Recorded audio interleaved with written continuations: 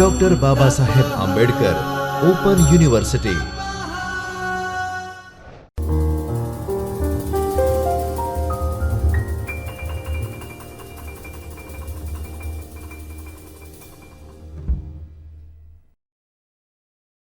नमस्कार। Doctor Baba Saheb Ambedkar open university के चैतन्य studio के इस आभासी कक्षा में मैं अध्यापिका पारुल परमार आप सभी का हार्दिक स्वागत करती हूँ। आज हम द्वितीय वर्ष बीए के पेपर 4 यानी कि HNDM 204 की इकाई 7 वसंत आ गया है निबंध, जिनके लेखक है आचार्य हजारी प्रसाद द्विवेदी, उस निबंध के बारे में बात करेंगे। उसके उद्देश्य के बारे में सोचें तो विद्यार्थी मित्रों, आप बीए के लिए हिंदी विषय के पाठ्यक्रम में चतुर्थ प्रश्न पत्र की इकाई 7 पढ़ने जा रहे हैं। इस इकाई को पढ़ने के बाद आप हिंदी साहित्य के निबंध विधा की जानकारी प्राप्त कर सकेंगे। हजारी प्रसाद द्विवेदी जी के व्यक्तित्व और कृतित्व से परिचित हो सकेंगे। हिंदी निबंध के क्षेत्र में हजारी प्रसाद द्विवेदी जी के योगदान को जान सकेंगे।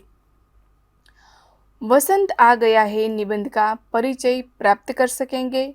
वसंत आ गया है निबंध की अंतर वस्तु को जान सकेंगे। प्रास्ताविक रूप में हम देखें तो वसंत आ गया है आचार्य हजारी प्रसाद द्विवेदी द्वारा भावात्मक शैली में लिखा गया एक छोटा सा ललित निबंध है। साहित्यिक दृष्टि से इस निबंध में निबंध का उद्भव और विकास आधुनिक युग की देन है। राष्ट्रीय जागरण, देश प्रेम, व्यक्तित्व, व्यक्ति स्वातंत्र्य, अंतर्राष्ट्रीयता, वैज्ञानिक मशीनों का प्रयोग, आवश्यकताओं की वृद्धि, गद्य के प्रचलन, मुद्रण कला का प्रचार, समाचार पत्रों का प्रकाशन और अंग्रेजी साहित्य का संपर्क आदि अनेक कारणों से साहित्य के अनेक रूपों के साथ निबंध रूप का भी आविर्भाव हुआ। निबंध को अंग्रेजी में कंपोजिशन और एसे के अर्थ में ग्रहण किया जाता है। आचार्य हजारी प्रसाद द्विवेदी के अनुसार संस्कृत में भी निबंध का साहित्य है। प्राचीन संस्कृत साहित्य के उन निबंधों में धर्मशास्त्रीय सिद्धांतों की तार्किक व्याख्या की जाती थी। उनमें व्यक्तित्व की विशेषता नहीं होती थी। वर्तमान में जिस निबंध है वो निबंध संस्कृत के निबंध से बिल्कुल उल्टे हैं। उनमें व्यक्तित्व या वैयक्तिकता का गुण सर्वप्रधान है। हिंदी निबंध की शुरुआत वैसे तो 19वीं सदी के उत्तरार्ध से मानी जाती है। हिंदी के प्रारंभिक निबंधों को शुक्ल जी ने गद्य प्रबंध कहा है। हिंदी निबंध के विकास में केंद्र में रामचंद्र शुक्ल को मानते हुए उसे 3 युगों में बांटा गया है। पहला शुक्ल पूर्व युग, जिसमें भारतेंदु और द्विवेदी युग का समावेश हो जाता है। दूसरा शुक्ल युग और तीसरा शुक्लोत्तर युग। आचार्य हजारी प्रसाद द्विवेदी शुक्लोत्तर युग के निबंधकार है। स्वतंत्रता प्राप्ति के पश्चात शुक्लोत्तर युग में एक बार फिर निबंधों में वैयक्तिकता का समावेश हुआ। निबंध के विषयों में विविधता बढ़ने लगी। निबंध का आकार भी छोटा होने लगा। भाषा बोलचाल की होने लगी। उसमें तत्सम शब्दों के स्थान पर तद्भव और देसी शब्दों का प्रयोग अधिक होने लगा। शुक्लोत्तर युग में प्रमुख शैलियों ने निबंध लेखन को उत्कर्ष पर पहुंचाया, जिसमें ललित निबंध, यज्ञ निबंध और वैचारिक निबंध जैसी शैलियां विकसित हुई। वसंत आ गया है निबंध ललित निबंध की श्रेणी में आता है। ललित निबंध में निबंधकार अपने भावात्मक व्यक्तित्व को इस रूप में प्रस्तुत करना चाहता है कि वह सरस, अनुभूतिजन्य, आत्मीय और रोचक लगे। इसमें बल सरस शैली पर दिया जाता है। इनकी भाषा में शुष्कता नहीं बल्कि कल्पनाशीलता, सहजता व सरसता होती है। ललित निबंध में गहरे विश्लेषण, उबाऊ वर्णन, जटिल वाक्य रचना से बचा जाता है। हिंदी साहित्य में आचार्य हजारी प्रसाद द्विवेदी ने प्रमुख रूप से ललित निबंध लिखे हैं। इसके अतिरिक्त विद्यानिवास मिश्र, कुबेरनाथ राय, विवेकी राय आदि प्रमुख ललित निबंधकार हैं। द्विवेदी जी का रचनात्मक और विवेचनात्मक साहित्य जितना विशाल है, उसकी नेपथ्य भूमि उतनी ही विस्तृत है। इनके साहित्य में भारतीय साहित्य और संस्कृति की प्राणधारा का सा उन्मेष देखने को मिलता है, जहाँ परंपरा आधुनिक दृष्टि का आलोक पाकर और भी दीप्त हो उठती है। अब हम द्विवेदी जी के बारे में परिचय प्राप्त करें तो इस इकाई में हजारी प्रसाद द्विवेदी जी के जीवन और व्यक्तित्व के बारे में जानकारी प्राप्त करेंगे, जिसमें उनका जीवन परिचय। तो आचार्य हजारी प्रसाद द्विवेदी जी का जन्म 19 अगस्त 1907 ईस्वी को उत्तर प्रदेश के बलिया जिले के ओझवलिया नामक गांव में हुआ था। इनके पिता का नाम श्री अनमोल द्विवेदी और माता का नाम श्रीमती ज्योतिषमती था। इनका परिवार ज्योतिष विद्या के लिए प्रसिद्ध था। द्विवेदी जी के बचपन का नाम वैद्यनाथ द्विवेदी जी था। द्विवेदी जी की प्रारंभिक शिक्षा गांव के स्कूल में ही हुई। उन्होंने 1920 में बसरिकापुर में के मिडिल स्कूल से प्रथम श्रेणी में परीक्षा उत्तीर्ण की। सन 1923 में विद्याध्ययन के लिए काशी आए। 1930 में ज्योतिष विषय में आचार्य की उपाधि प्राप्त की। द्विवेदी जी का व्यक्तित्व बड़ा प्रभावशाली और उसका स्वभाव बड़ा सरल और उदार था। 8 नवंबर 1930 से द्विवेदी जी ने शांति निकेतन में हिंदी का अध्यापन प्रारंभ किया। वहाँ गुरुदेव रविंद्रनाथ ठाकुर तथा आचार्य सिटी मोहन सेन के प्रभाव से साहित्य का गहन अध्ययन किया तथा अपना स्वतंत्र लेखन भी व्यवस्थित रूप से आरंभ किया। 20 वर्षों तक शांति निकेतन में अध्यापन के उपरांत द्विवेदी जी ने जुलाई 1950 में काशी हिंदू विश्वविद्यालय के हिंदी विभाग में प्रोफेसर और अध्यक्ष के रूप में कार्यभार ग्रहण किया। 1957 में राष्ट्रपति द्वारा पद्म भूषण की उपाधि से सम्मानित किए गए। प्रतिद्वंदियों के विरोध के चलते मई 1960 में द्विवेदी जी काशी हिंदू विश्वविद्यालय से निष्कासित कर दिए गए। जुलाई 1960 से पंजाब विश्वविद्यालय चंडीगढ़ में हिंदी विभाग के प्रोफेसर और अध्यक्ष रहे। अक्टूबर 1967 में पुनः काशी हिंदू विश्वविद्यालय के रेक्टर पद पर उनकी नियुक्ति हुई और 25 फरवरी 1917 को इस पद से मुक्त हुए। 1973 में आलोक पर्व निबंध संग्रह के लिए साहित्य अकादमी पुरस्कार से सम्मानित किया गया। 4 फरवरी 1979 को पक्षघात के शिकार हुए और 19 मार्च 1979 को ब्रेन ट्यूमर के कारण दिल्ली में उनका निधन हो गया। ये था उनका जीवन। अब हम उनके कृतित्व के बारे में बात करें तो आचार्य हजारी प्रसाद द्विवेदी जी ने निबंध, उपन्यास और आलोचना क्षेत्र में महत्वपूर्ण कार्य किया है।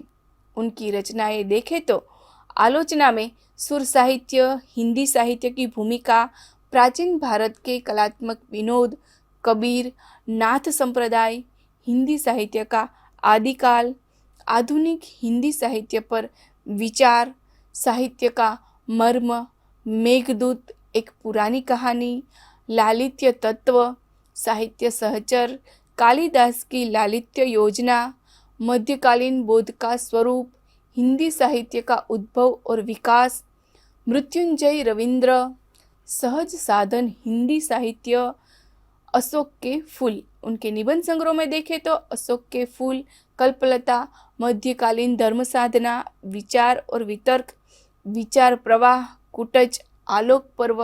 उनके प्रमुख निबंधों की बात करें तो कल्पतरु, गतिशील चिंतन, साहित्य सहचर, नाखून क्यों बढ़ते हैं, अशोक के फूल, देवदारू, वसंत आ गया है, वर्षा धनपति से घनश्याम तक, मेरी जन्मभूमि, घर जोड़ने की माया।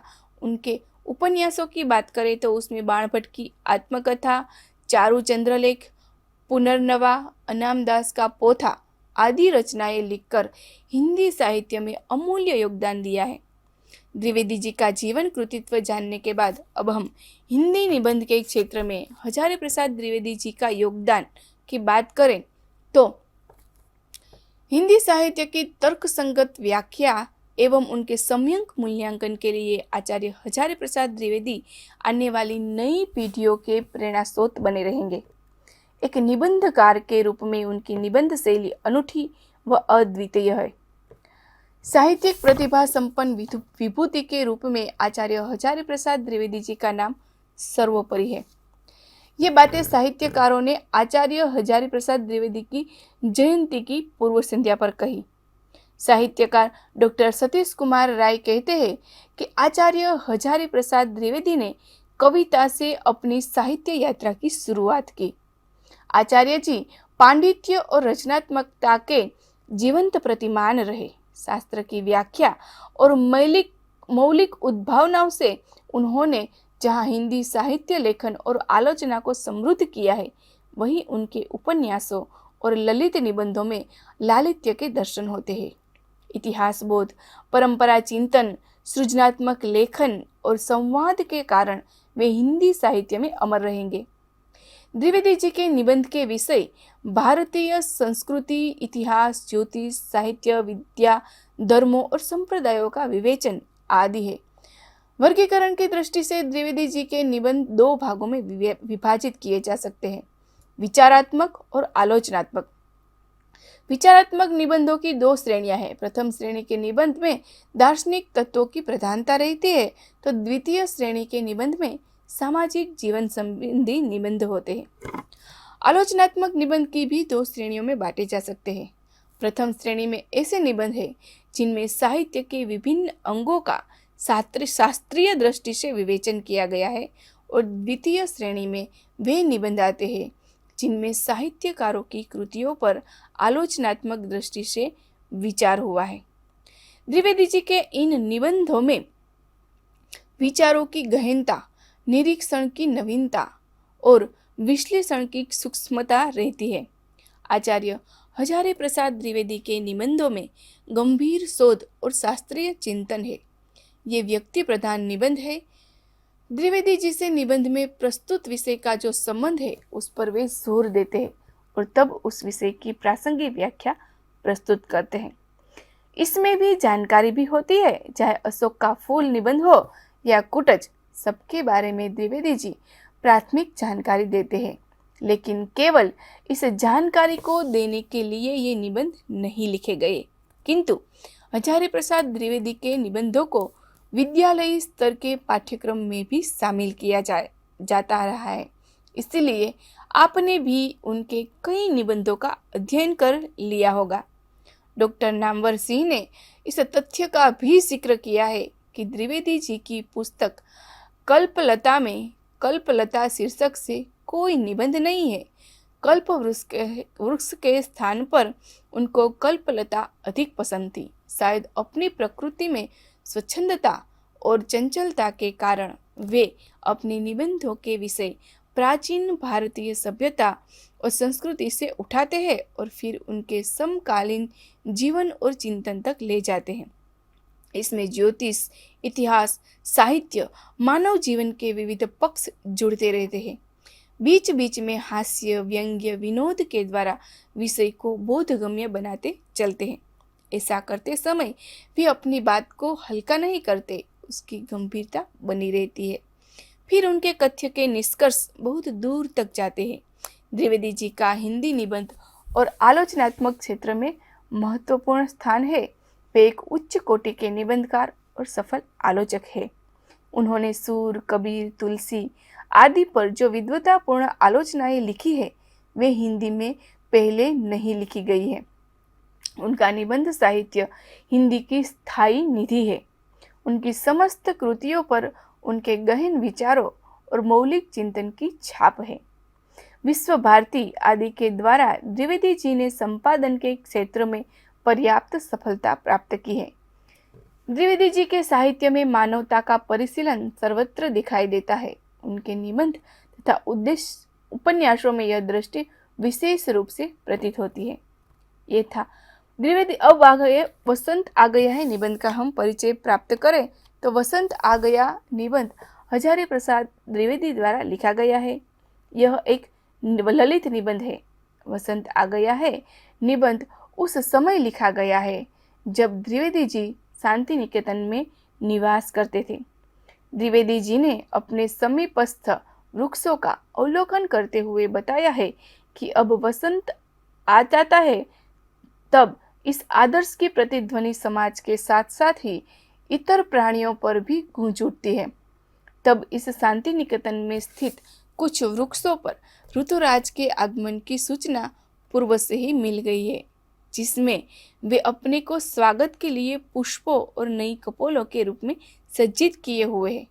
पर कुछ कारणों से वसंत आगमन के पूर्व सूचना ही उपलब्ध नहीं हो सकी, अतः वे ज्यों के त्यों नवम विकास से ही अपने पूर्व रूप में ही खड़े रहे हैं। वसंत आ गया है निबंध द्विवेदी जी के निबंध संग्रह अशोक के फूल का ही एक निबंध है। ये था निबंध का परिचय। अब हम वसंत आ गए निबंध की अंतर्वस्तु के बारे में बात करें तो इस निबंध में द्विवेदी जी ने बताया है कि प्रकृति और मानव में गहरा संबंध है। प्रकृति अमिट छाप मानव के अंतर्मन पर पड़ती है। प्रकृति के अनुकूल मानव का विकास होता है। प्रकृति और मानव के बीच का संघर्ष भी शाश्वत है। प्रकृति नित्य अपना स्वरूप बदलती रहती है। प्रकृति के हर ऋतु के अनुसार ही सृष्टि के उपादानों में विकास पाया जाता है। इन्हीं ऋतुओं में एक वसंत ऋतु के आगमन होते ही प्रकृति चहक उठती है। प्रकृति फूलों से लद जाती है। चारों तरफ वातावरण सुगंधित हो उठता है। आम, अमरूद, नीम आदि भी अपनी पुरानी पत्तियों को झाड़कर नवीन पत्ते धारण कर लेती है। कुछ से फूल है जिस पर वसंत का कोई असर नहीं होता, जैसे मल्लिका, कोविदास, केदार, करवीर आदि चुप्पी साधे खड़े हैं। प्रकृति में शोर मच गया है कि वसंत आ गया है, लेकिन वृक्षों में कोई प्रभाव नहीं है। निबंधकार अपना कहना है कि कमजोरों में भावुकता ज्यादा होती है, अमीरों की अपेक्षा निर्धन अधिक प्रसन्न होते हैं। इसमें धैर्य और संतोष होता है। इस निबंध के माध्यम से लेखक ने यह स्पष्ट किया है कि मानव को प्रकृति की गति परखनी चाहिए और उसी के अनुकूल अपनी मनोवृत्ति को बदलना चाहिए। वह अपनी मस्ती को धरती पर बिखेर देता है। मानव इसमें मस्त भले ही न हो, लेकिन वह अपने धर्म का पालन करना चाहिए। कुछ लोग इस आनंद का लाभ उठाते हैं तो कुछ लोग दूर ही रहते हैं। लेखक का मानना है कि प्रकृति में भी कुछ ऐसे वृक्ष और पौधे हैं जिन पर वसंत का कोई असर नहीं पड़ता। सारी दुनिया में हल्ला हो गया कि वसंत आ गया है, लेकिन कुछ फूलों को इसकी खबर तक नहीं है। किसी का वसंत 1 महीने का होता है तो किसी का 15 दिनों का। अंत में लेखक का कहना है कि वसंत आता नहीं है, लाया जाता है। लेखक यहाँ पर कर्म की प्रधानता को बताते हुए कहते हैं कि जो व्यक्ति जितना कर्म पर कर्म प्रधानता देता है वह उतना ही बुलंद और हर्षित होता है। जिस प्रकार प्रकृति में वसंत आया है, ठीक उसी प्रकार मानव अपने जीवन को हरा भरा बना ले तो उसका वसंत क्षणभंगुर नहीं होगा। मानव को प्रकृति से सीखना चाहिए। अपना जीवन सुसज्जित करके हमेशा हरियाली एवं सुख शांति की प्रतिस्थापना करनी चाहिए, तभी मानव जीवन सुखमय हो सकता है। जब तक मन प्रसन्न नहीं रहेगा तब तक वसंत या सावन की मस्ती व्यर्थ है।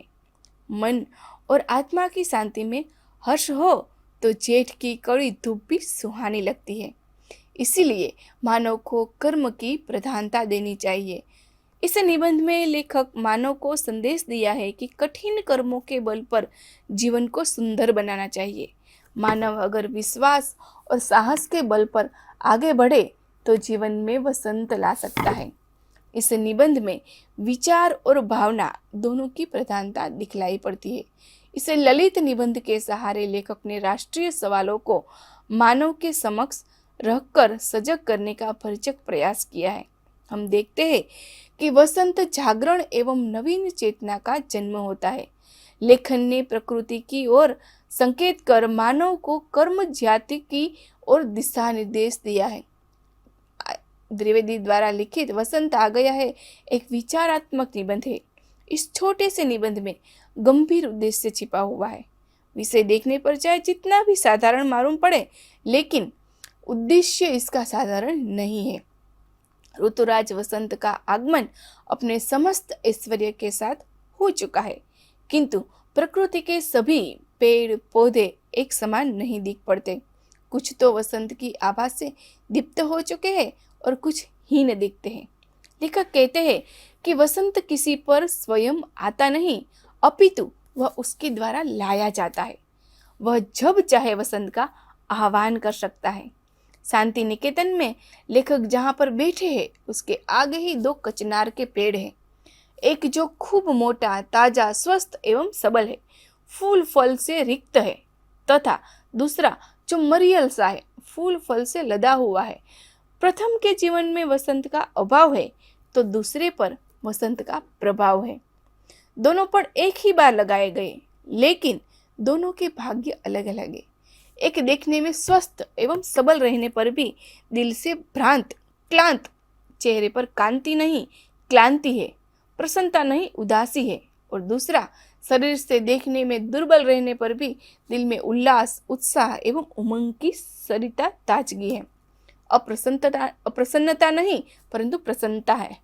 अर्थात एक फल फूल से हीन है तो दूसरा फल फूल से समन्वित। मानव जीवन में भी यही बात लागू होती है।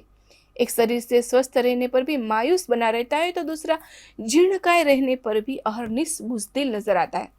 यह तो मन की मौज है। कोई संपन्न होकर भी दिल से उदासीनता का भयंकर रोग पाले हुए है, चेहरे पर कभी प्रसन्नता नहीं लाता, हमेशा रोनी सी सूरत बनाए रखता है, तो कोई विपन्न रहने पर भी चेहरे पर मुस्कान की आभा से समन्वित दिख पड़ता है। एक सुख में रोता है तो दूसरा संकट में मुस्कुराता है। अपना अपना भाग्य है, कोई इस पर क्या कह सकता है। द्विवेदी जी ने इस छोटे से निबंध में मानव जीवन का सार उपस्थित कर दिया है। प्रसन्नचित्त मनुष्य ही संसार में कुछ कर सकता है, दूसरों पर अपना प्रभाव जमा सकता है, दूसरों के दिल में घर बना सकता है। प्रसन्न रहने वाला व्यक्ति अपने आप के लिए भी भार नहीं है। वसंत समय के साथ गतिमान है, जो चाहे उसे अपने जीवन में जिस किसी भी समय उतार ले सकता है। मनुष्य ही वसंत की इच्छा के अधीन नहीं, अपितु वसंत ही मनुष्य के इच्छाधीन है।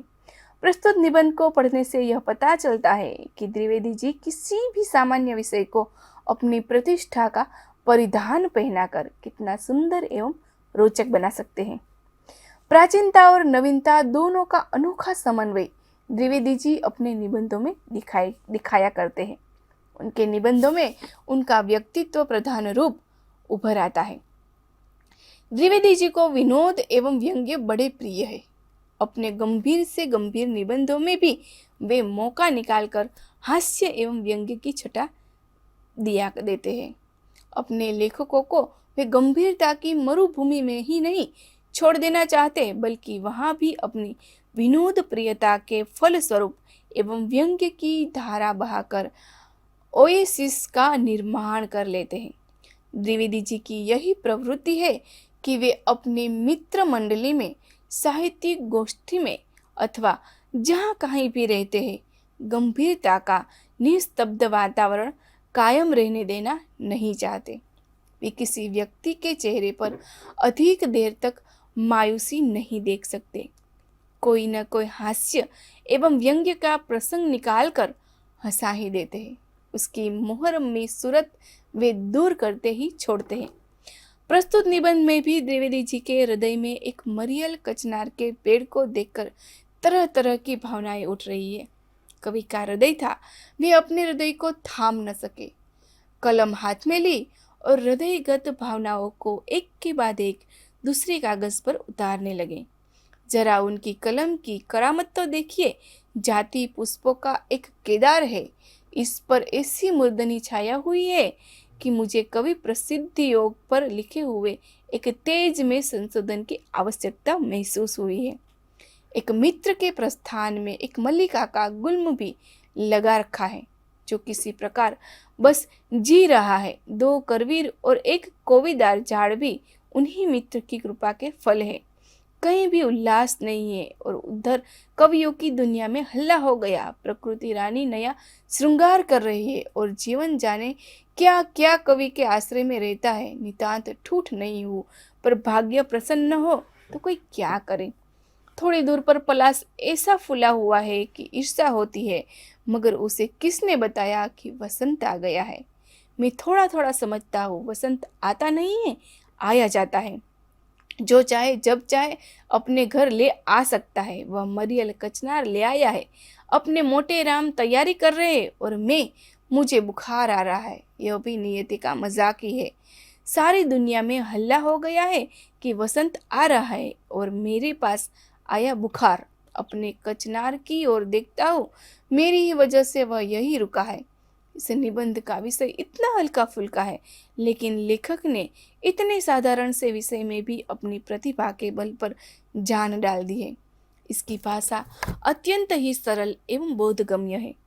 इसमें संस्कृत के तत्सम शब्दों के बहुल प्रयोग के साथ साथ उर्दू के प्रचलित शब्दों का भी प्रयोग हुआ है। द्विवेदी जी प्रसाद जी की तरह केवल संस्कृत के तत्सम शब्दों का ही प्रयोग नहीं करते, अपितु अपनी भावनाओं की अभिव्यक्ति के लिए तथा अपने कथन को सरलता एवं सरसता प्रदान करने के लिए जरूरत पड़ने पर उर्दू तथा अन्य भाषाओं के प्रचलित एवं अर्थपूर्ण शब्दों का भी प्रयोग करते हैं। नीरस विषय भी द्विवेदी जी के सुघड़ हाथों में पड़कर सरस एवं सजीव बन जाता है। इस निबंध को पढ़ने के बाद हम सार रूप यह कह सकते हैं कि आचार्य हजारी प्रसाद द्विवेदी जी आलोचक, शोधकर्ता, उपन्यासकार और निबंधकार के रूप में हिंदी साहित्य में प्रतिष्ठित है। आचार्य हजारी प्रसाद द्विवेदी जी शुक्लोत्तर युग के निबंधकार हैं। हिंदी साहित्य में हजारी प्रसाद द्विवेदी जी ने प्रमुख रूप से ललित निबंध लिखे हैं। द्विवेदी जी के निबंध दो भागों में विभाजित किए जा सकते हैं, विचारात्मक और आलोचनात्मक। वसंत आ गया है निबंध द्विवेदी द्वारा लिखित एक ललित निबंध है और यह निबंध द्विवेदी जी के निबंध संग्रह अशोक के फूल में संकलित है। इस निबंध में द्विवेदी जी ने बताया है कि प्रकृति और मानव में गहरा संबंध होता है। वसंत जब आता है तो प्रथमतः सबको न्यस्त व्याज्ञ मूर्ति बनाकर उनका पूर्व संचित धन उन्मुक्त भाव से दान भर देता, तब अपार सौंदर्य रूप में पल्लवों, कोपोलों और पुष्पों की संपत्ति बांट देता है। गुरुदेव रविंद्रनाथ के हाथ से लगाए दो कृष्ण चुड़ाए हैं, जो अभी नादान है, अतः हरि परी रहकर भी फाल्गुन आषाढ़ मास की दशा को प्राप्त है। भारत के नवयुवक उमंग और उत्साह से हीन दिखाई देते हैं, ऐसा पढ़ने में आया है कि किंतु लेखक की दृष्टि में तो भारत के पेड़ पौधे भी उमंगों से हीन दिखाई देते हैं, क्योंकि जो अविकसित वृक्ष है उन्हें अभी तक यही पता नहीं चल पाया है कि वसंत आ गया है। महुआ और जामुन को देखने से लगता है कि वसंत आता नहीं है, ले आया जाता है। इस निबंध को पढ़ने से यह मालूम पड़ता है कि द्विवेदी जी किस प्रकार एक मामूली से मामूली विषय को अपने प्रतिष्ठा का परिधान पहनाकर कितना सुंदर एवं रोचक बना देते हैं। वसंत आ गया निबंध में भी द्विवेदी जी के हृदय में एक मरियल कचनार के पेड़ को देखकर तरह तरह की भावनाएं उठ रही है। तो ये था निबंध वसंत आ गया है, जिसमें आचार्य हजार प्रसाद द्विवेदी जी के बारे में हमने जाना और निबंध को समझा। यहाँ पे हम यह इकाई पूर्ण करते हैं। फिर मिलेंगे एक नई इकाई के साथ। तब तक के लिए धन्यवाद। स्वाध्यायः परमं